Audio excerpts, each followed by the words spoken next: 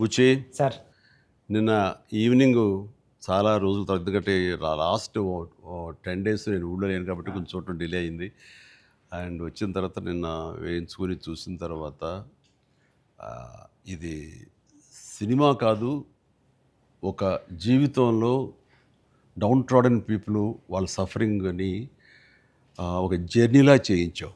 Sir. మాకు పెద్ద ప్రపంచాన్ని చూపించినట్లుగా అనిపించింది నేను చూస్తున్నంతసేపు.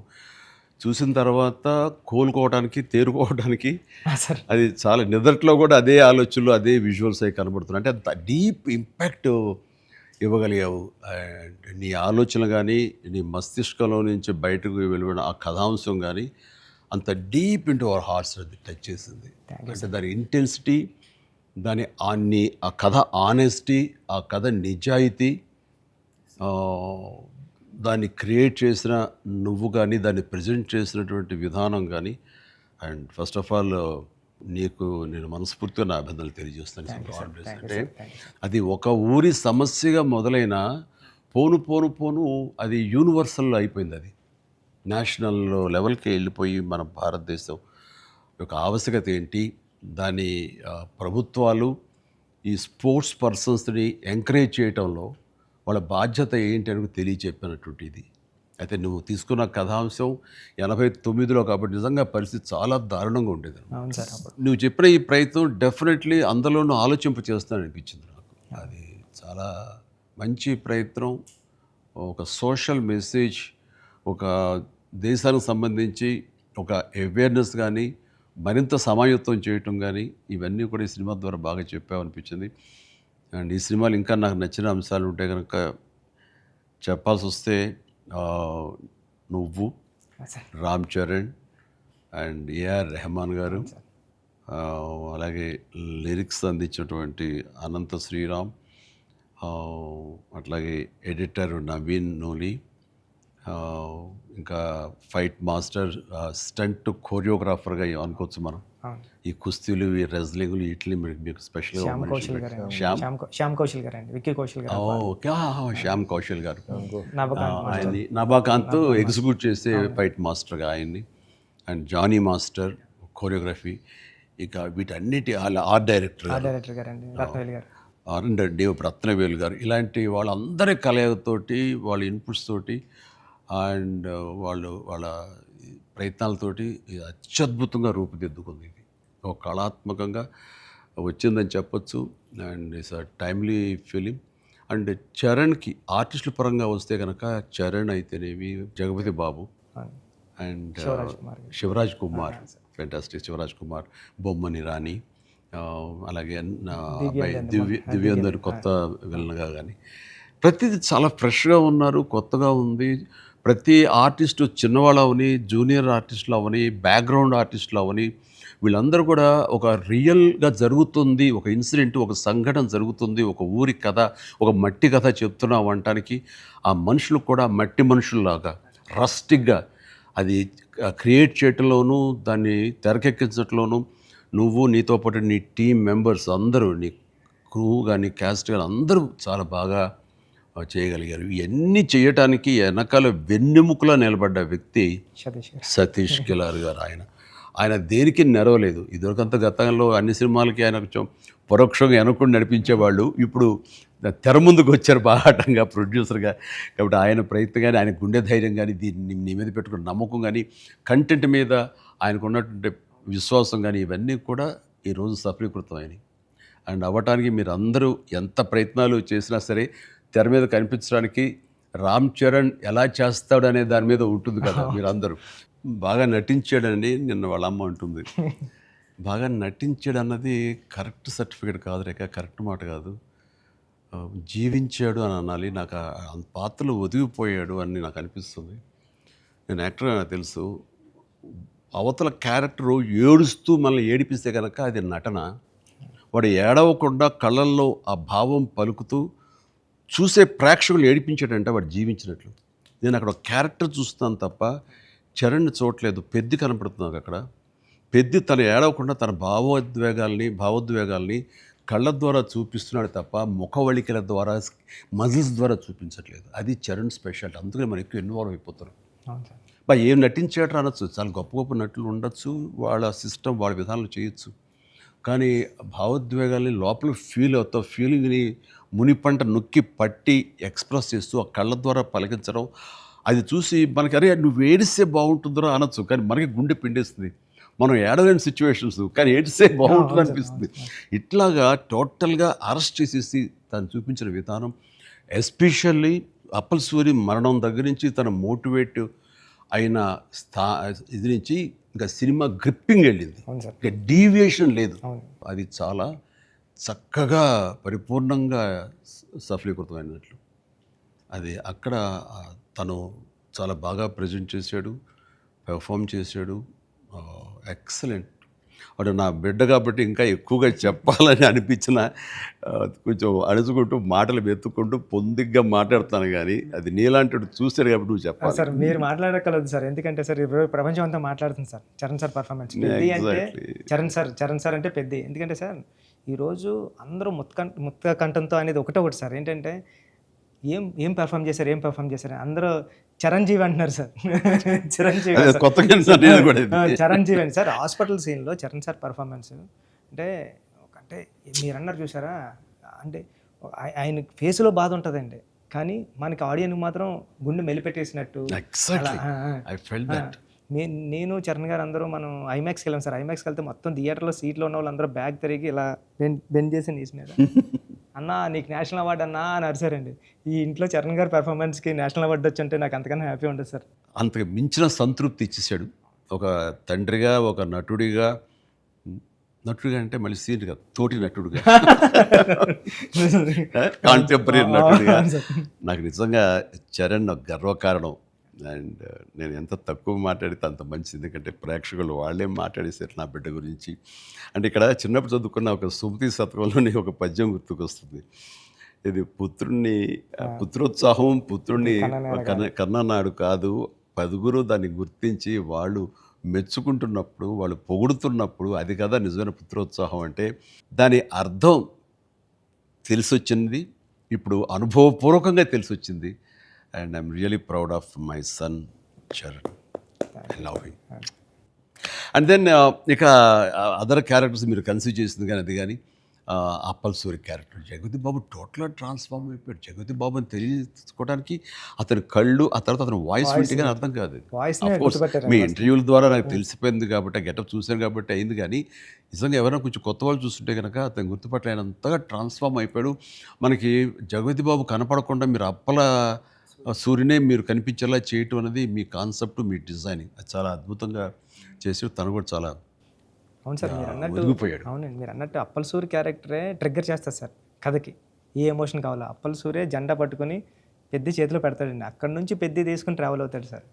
అది కరెక్ట్ సార్, మీరు ఏదైతే చెప్పారో అది. అందుకే అలా సార్ అప్పల సూరి క్యారెక్టర్ అన్న డ్రైవ్ చేయబట్టే లాస్ట్లో స్టేషన్ కూడా అప్పల వాళ్ళ అయింది సార్. అది చాలా మంచి ట్రిబ్యూట్. అది అక్కడ కూడా చరణ్ పెద్ద అన్నామని అంటే పెద్ద అనేది ఆ క్యారెక్టర్ గ్రేస్, ఆ క్యారెక్టర్ ఇది చాలా బాగా.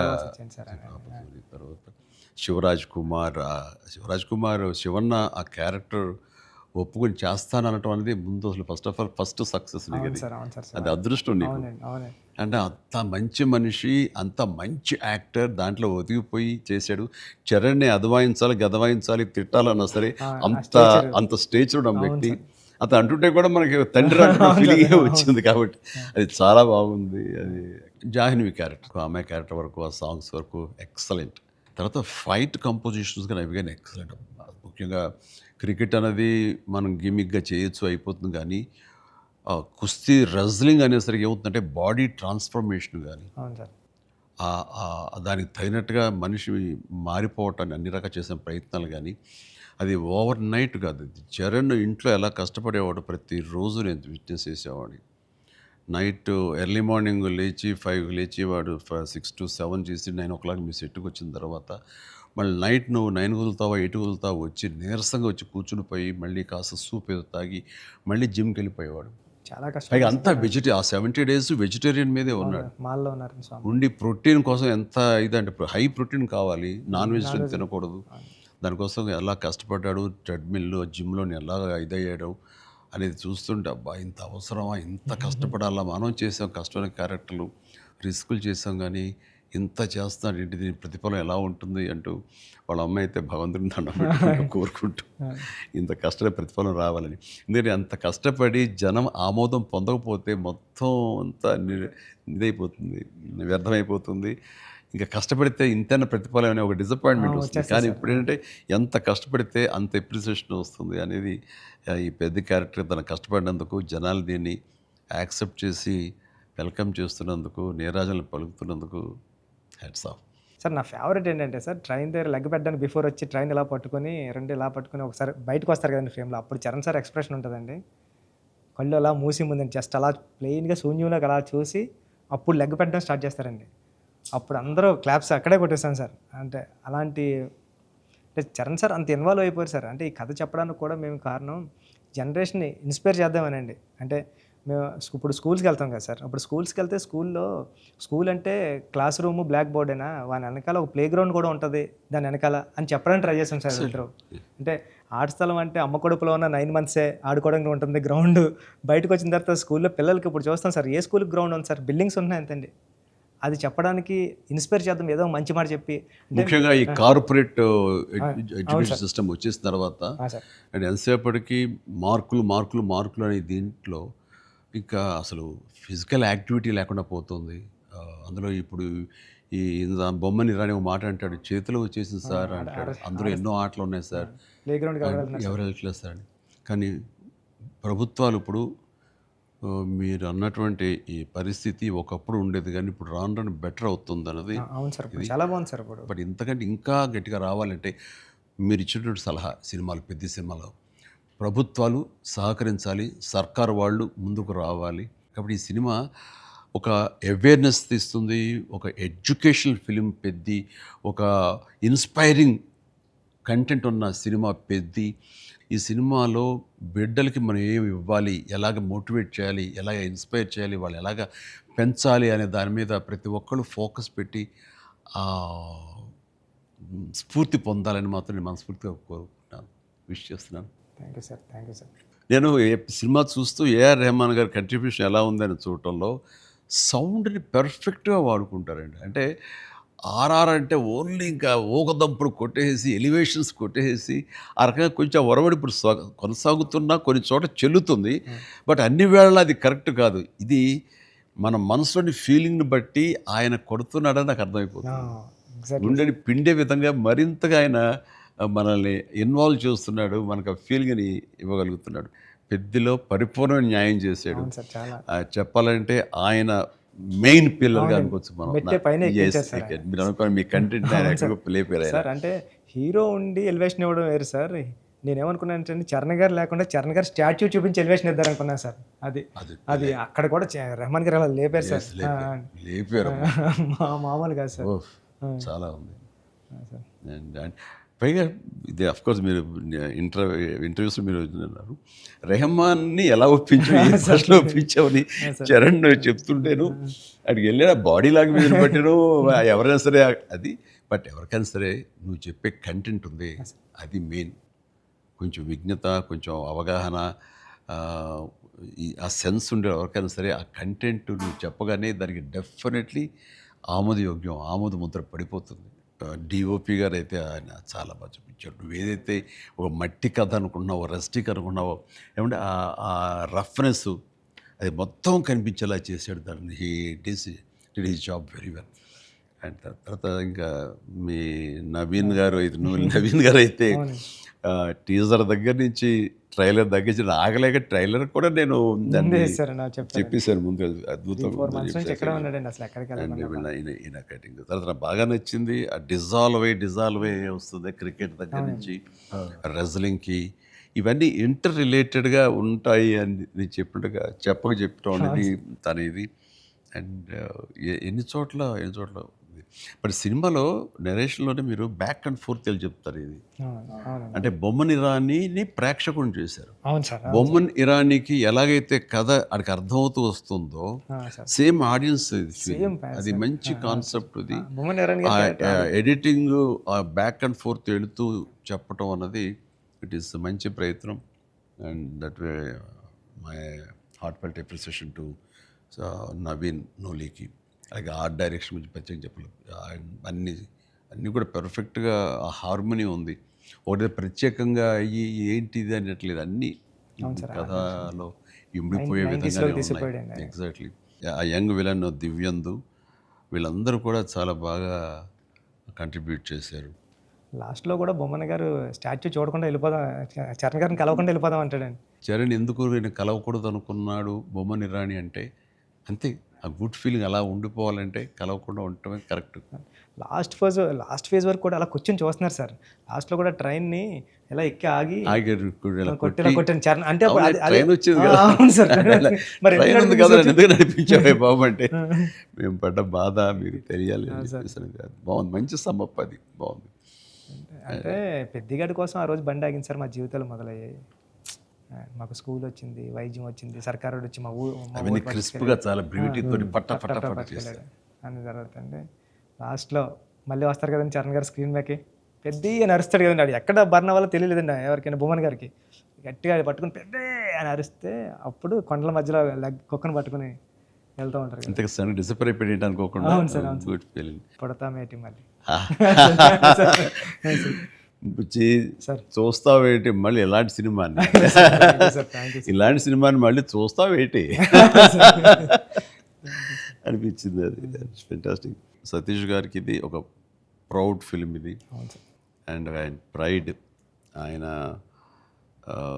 ఇంకా తర్వాత బోర్డు సినిమాలు తీయచ్చు, కానీ ఇది ఇచ్చేటటువంటి సాటిస్ఫాక్షన్, ఇది ఇచ్చే గుర్తింపు, ఇది ఇచ్చిన రెస్పెక్ట్ కానీ, అది సతీష్ గారు యూ డిజర్వ్ దిస్. అండ్ దీని వెనకాల మీ సపోర్ట్, మీ ఇలాంటి సినిమా తీసినందుకు నాకు కూడా చాలా ప్రౌడ్.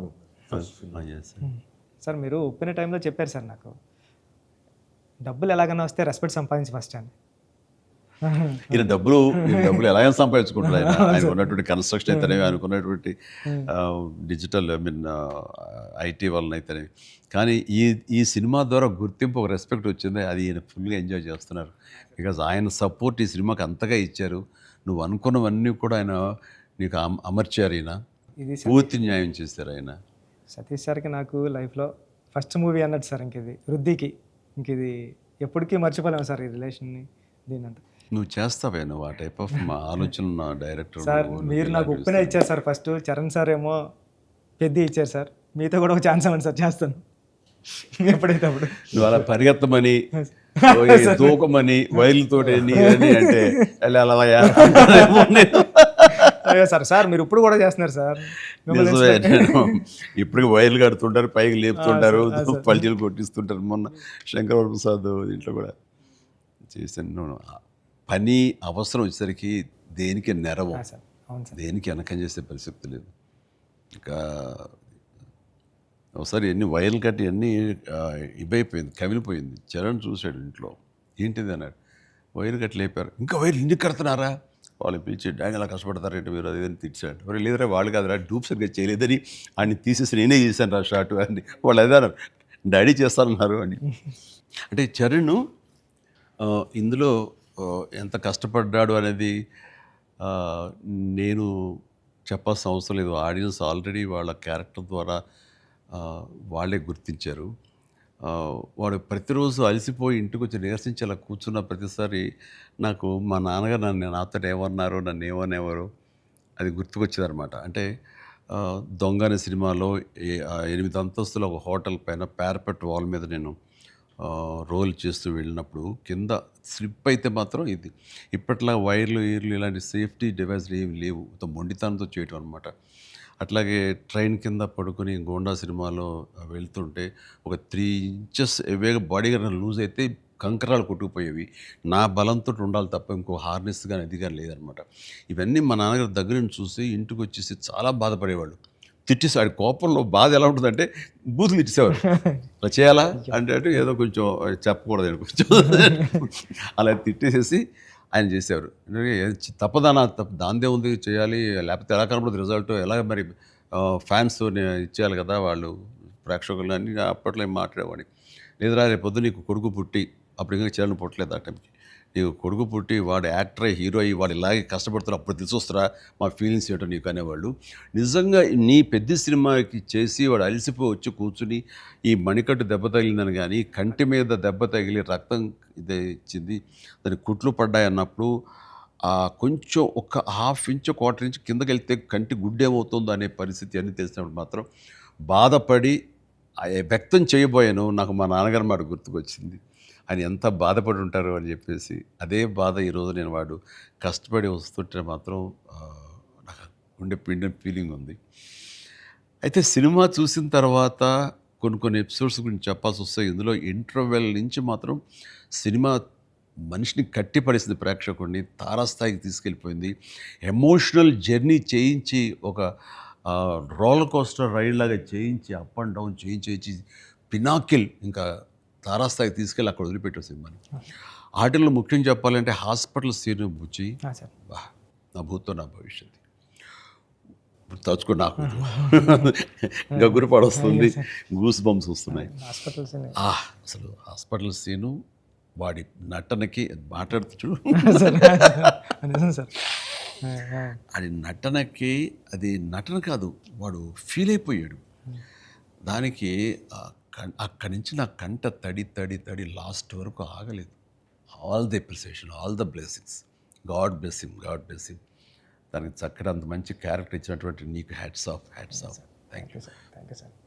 ఒకసారి ఎస్పి బాలసుబ్రహ్మణ్యం ఆయన నువ్వు ఒకప్పుడు ఆపద్బాంధవుడు చేసావు, ఇంకోసారి రుద్రవేణి చేసావు, అలాగే చాలా సినిమాల్లో నీ పెర్ఫార్మెన్స్ అనేది తెలుసు. కానీ ఎక్కువ కమర్షియల్ వైపు వెళ్ళిపోతున్నావు చిరంజీవి. నీలో పొటెన్షియాలిటీ ఉంది. ఎప్పుడో బాలసుబ్రహ్మణ్యం మన కె బాలచంద్ర గారు అన్నది కూడా అతను ప్రస్తావిస్తూ నీలో ఒక కమలాసనం రజనీకాంత్ అందరి కలయిక ఉంది అంటే ఏదో మాట్లాడుతూ రావాలి సినిమాలు అంటే. అలాంటి కంటెంట్ తోటి మన వాళ్ళు వస్తే కనుక ఎందుకు చేయను, చేసే కెపాసిటీ ఉంది, చేయగలను నమ్మకం నాకు ఉంది, రావాలి అంటే. నువ్వు చేయలేనిది చూడండి ఏం లేదు అని అన్నప్పుడు నాకు అవకాశాలు రాని టైంలో హిందీలో ఒక డంగల్, ఒక చెక్దే వచ్చినప్పుడు వాళ్ళ పెర్ఫార్మెన్స్ అది చూసినప్పుడు ఇలాంటి కదా నాకు కావాలని కోరుకున్నాను. కానీ అలాంటి కంటెంట్ తోటి డైరెక్ట్లో వస్తేనే కదా మనకు ఏదైనా ఛాన్స్ అవకాశం ఉండేది. అలాంటి వచ్చినప్పుడు ఆ సినిమాకి ఇప్పుడు ఈ సినిమా కూడా అలాంటి స్పోర్ట్స్ నేపథ్యంలోనే వచ్చింది. ఆ సినిమాల్లో దంగల్ తీసుకుందాం, అది ఫ్యామిలీ ఎమోషన్ అది. అండ్ దోస్ కుస్తీకి సంబంధించిన, రజనీకి సంబంధించిన ఫ్యామిలీ ఆడబిడ్డల వాళ్ళ ఇంటర్నల్ డ్రామా గుండెని కట్టిపడేస్తుంది, పిండేస్తుంది.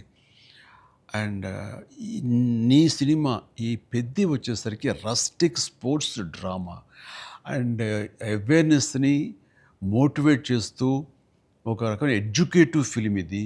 ప్రతి ఒక్కరికి, ప్రభుత్వాలకి అయితేనేవి, చిన్నపిల్లలకి, తల్లిదండ్రులకి, ప్రేక్షకులకి అందరికీ ఒక అవేర్నెస్ ఆలోచింపచేసే సినిమా ఇది. అందుకని అవి క్లాసిక్ స్పోర్ట్స్ డ్రామాలైనా ఇది రస్టిక్ ఒక గ్రామీణ నేపథ్యంలో ఉండేటటువంటి మట్టి కథ, మట్టి గేమ్స్, మట్టి మనుషుల కథ ఇది. అందునే దీనికి ఎక్కువ లాంజివిటీ ఉంటుంది, దీనికి ఎక్కువ ఆదరణ ఉంటుందని నా భావన. అండ్ దట్ వే ఇలాంటి కథ చరణ్ రావటం అనేది నేను మిస్ అయింది, చరణ్ పొందాడు. కాబట్టి ఆ అవకాశం వచ్చింది కాబట్టి కొంతమంది చిరంజీవిని మించిన వాడు చరణ్ అంటున్నారు, ఒప్పుకుంటున్నారు మనస్ఫూర్తిగా. కానీ ఒక తండ్రిగా గర్వంగా ఉంది, ఒక నటుడిగా కొంచెం కష్టంగా ఒప్పుకోవాల్సి వస్తుంది. చాలా బాగా చేసేవారు చరణ్, లవ్ యూ. గ్రామీణ వాతావరణం ఈ నేపథ్యంలో కథల్లో అఫ్కోర్స్ మీ గురువు గారు సుకుమార్ పెట్టింది పేరు.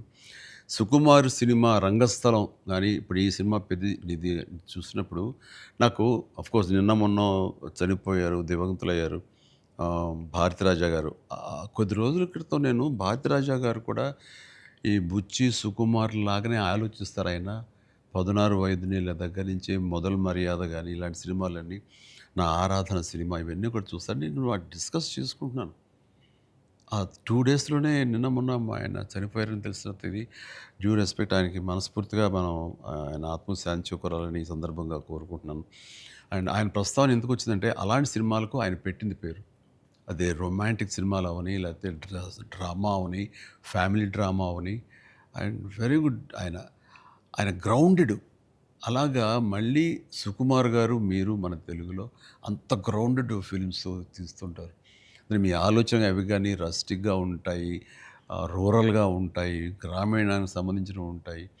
అట్లాగా ఆయన ఆ, ఈ ఈ ఇందులో మనస్ఫూర్తిగా నేను ఇలాంటి ఒక శిష్యుడికి ఇన్స్పైర్ చేసి ఇలాంటి మంచి కథ ఎన్నుకోవడానికి, ఆలోచించుకోవడానికి ఒక కథకుడుగా, ఒక డైరెక్టర్గా ఆ, నువ్వు అతనితో అసోసియేట్ అయ్యి నువ్వు నేర్చుకున్నందుకు, నేను ఇన్స్పైర్ చేసేందుకు, నీలాంటి వ్యక్తిని ఈ పెద్ద ద్వారా మాకు ఇచ్చినందుకు అండ్ మనస్ఫూర్తిగా నీ సందర్భంగా సుకుమార్కి నేను నా అభినందనలు తెలియజేయాలి. సుకుమార్, ఒక మెట్లో మాణిక్యాన్ని ఇచ్చావు. Thank you so much. Thank you sir.